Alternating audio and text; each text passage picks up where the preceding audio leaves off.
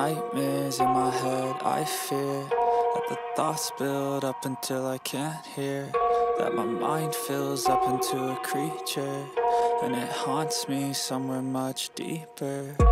Anxiety, filling up every space, no privacy, and silently, it could build and build until you... Salam sejahtera Malaysia, denyut nadi suara rakyat bergema di channel ini. Ugut dan sogok, ugut dan sogok. Muhyiddin patut cermin diri. Ugut dan sogok, Muhyiddin patut cermin diri. Itu kata siapa? Puan Zarkarshi. 10 November, Malaysia kini. Seorang pemimpin UMNO meminta supaya pengerusi Perikatan Nasional Tan Sri Mahyadin Mak Yassin supaya mencermin diri sendiri sebelum beliau mendakwa kononnya 4 ahli parlimen bersatu ini yang telah menyokong Perdana Menteri Datuk Seri Anwar Ibrahim yang diugut dan disogok. Ahli Majlis Kerja Tertinggi MKT UMNO iaitu Muhammad Puan Zarkarshi membangkitkan pertanyaan kepada Mahyadin Mak Yassin, bekas Perdana Menteri itu, siapa sebenarnya yang menggunakan kaedah ugut dan sogok? Siapa? Cermin diri sebelum cakap. Sekarang trending SD. SD maksudnya sedar diri. Muhyiddin patut cermin diri katanya. Siapa yang guna kaedah ugut dan sogok? Semua ahli parlimen UMNO yang keluar parti pada tahun 2018 yang lalu dan telah masuk 2019 telah jadi menteri, kata beliau. Semua dapat jawatan. Tok Pa iaitu Mustafa Mohamed, Dr. Latif Ahmad, Iqmal Hashim Abdul Aziz, Mas Ermiyati Samsudin, Hamzah Zainuddin, Dr. Nur Azmi Ghazali dan Sabudin Yahaya. Semua dapat jawatan.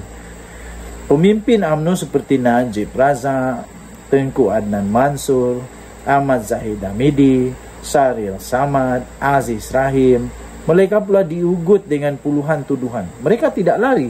Itu kata Puan Zarkarshi. Kemudian kata Puan Zarkarshi lagi, tanyalah kepada Tok Pa dan Hamzah Zainuddin, kenapa lari? Takut didakwa. Peruntukan punya hal pun boleh lari. Ini semua kerana mereka tidak ada jati diri. Katanya dalam satu hantaran Facebook pada hari ini. Kata mereka tak bermaruah. Yang sekarang sokong Anwar itu kata tak bermaruah. Kenapa yang dulu ini bermaruah? Hamzah Zainuddin kena jawablah. Jawab, jangan tak jawab. Tok Pa, sila jawab. Malam tadi Muhyiddin dilaporkan berkata, Bersatu akan membuat laporan polis dan kepada Suruhanjaya Pencegahan Rasuah Malaysia SPRM dalam masa terdekat berhubung tindakan 4 ahli parlimennya yang telah menyokong Anwar. Muhyiddin berkata pihaknya mendapat maklumat bahawa adanya terdapat unsur ugutan serta sogokan bagi menarik ahli parlimen supaya memberi sokongan. Presiden Bersatu itu berkata pihaknya telah pun mengumpul bukti berhubung tawaran tertentu kepada ahli parlimennya untuk menyokong kerajaan perpaduan. Katanya kita sudah kumpulkan semua maklumat. Contohnya dalam kes ahli parlimen Gua Musang, yaitu dia beritahu dalam mesyuarat Bersatu Kelantan yang lepas dia dapat tawaran di waktu itu dan dia menolak semuanya. Tapi 3 hari selepas itu dia umumkan keputusan sokong sana kerajaan. Dan kita syak ada perkara-perkara berlaku yang mungkin melanggar undang-undang dan data ini kami akan kumpul. Katanya kepada pemberita selepas mempengerusikan mesyuarat khas Majlis Pimpinan Tertinggi MPT Bersatu pada waktu itu. Jadi sekarang Muhyiddin kena jawab pula dakwaan daripada Puan Zarkarshi ini, yaitu ugut dan sogok. Muhyiddin kena patut cermin diri dulu sebelum berkata apa-apa. Dia siap pula senaraikan nama. Ahli Majlis Kerja Tertinggi UMNO ini, yaitu Puan Zarkarshi, siap memberikan nama lagi untuk ditanya. Pertama, dia bagi nama Tok Pa, Mustafa Mohamed. Kedua, dia bagi nama Dr. Latif. Ketiga, dia bagi nama Iqmal Hashim, Mas Ermiyati, Hamzah Zainuddin, Dr. Nur Azli dan Sabudin Yahya. Semua mereka dapat jawatan selepas sokong ikut Muhyiddin. Lepas itu, dia juga kata Najib Razak, Kunan, Zahid Hamidi, Sahril Samad, Aziz Rahim, pula semuanya diugut dengan puluhan tuduhan, tapi mereka tak lari. Jadi itu kata buat Zarkashi. Malah dia suruh tanyalah pada Tok Padan Hamzah, kenapa lari? Takut didakwa.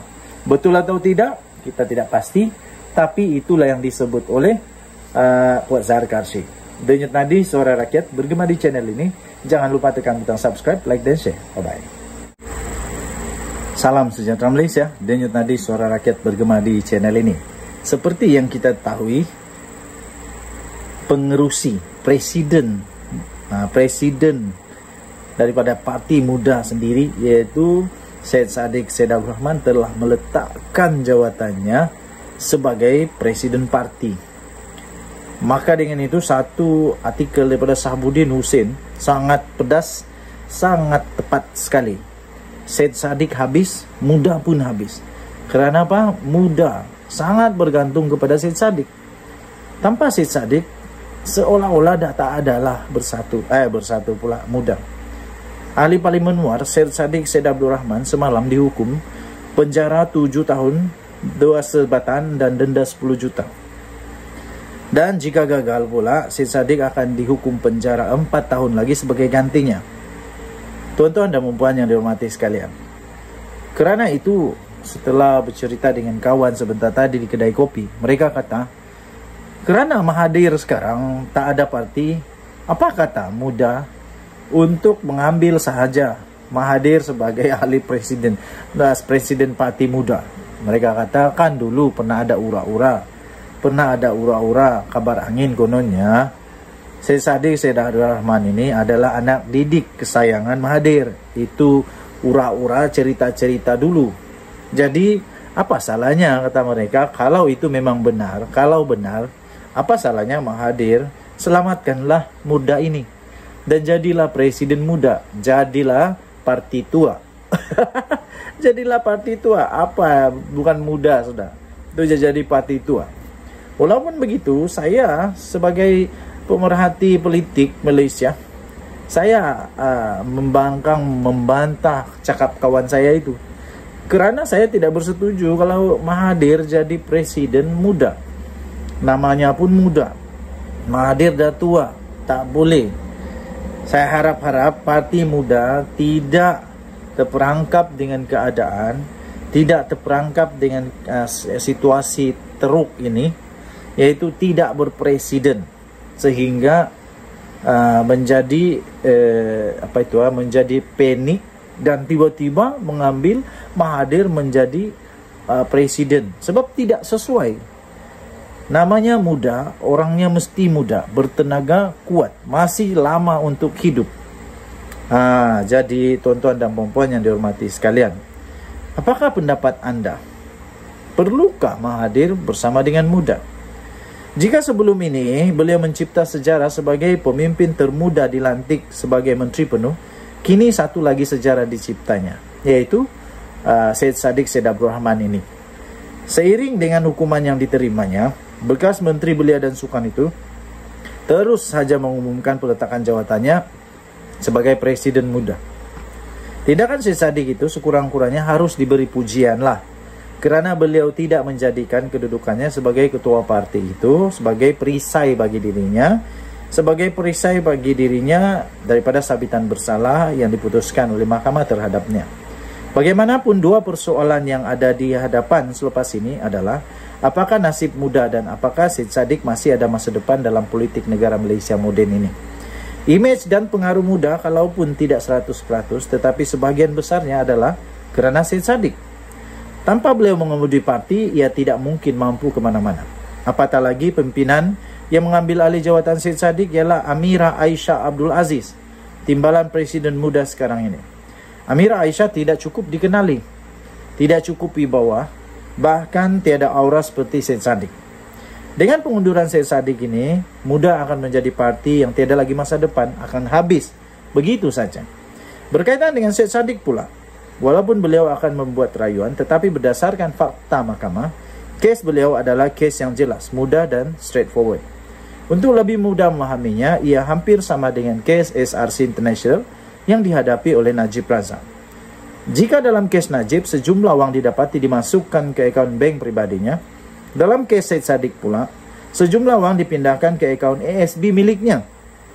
Dengan sedemikian, keberangkalian untuk Syed Saddiq dilepaskan daripada mahkamah rayuan oleh hakim-hakim yang bijaksana adalah tipis sekali.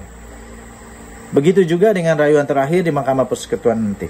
Dengan erti kata lain, teramat sukar bagi Syed Saddiq untuk mengelak penjara sebagai destinasi dalam leluhur hidupnya. Beberapa tahun dihukum penjara, disebat dan didenda berjuta-juta, Syed Saddiq akhirnya akan kehilangan upaya untuk terus menggilap masa depan dalam dunia politik selepas ini. Senang cerita, Syed Saddiq akan habis dan Muda juga akan habis. Perlukah Mahathir selamatkan Muda? Kita lihatlah nanti.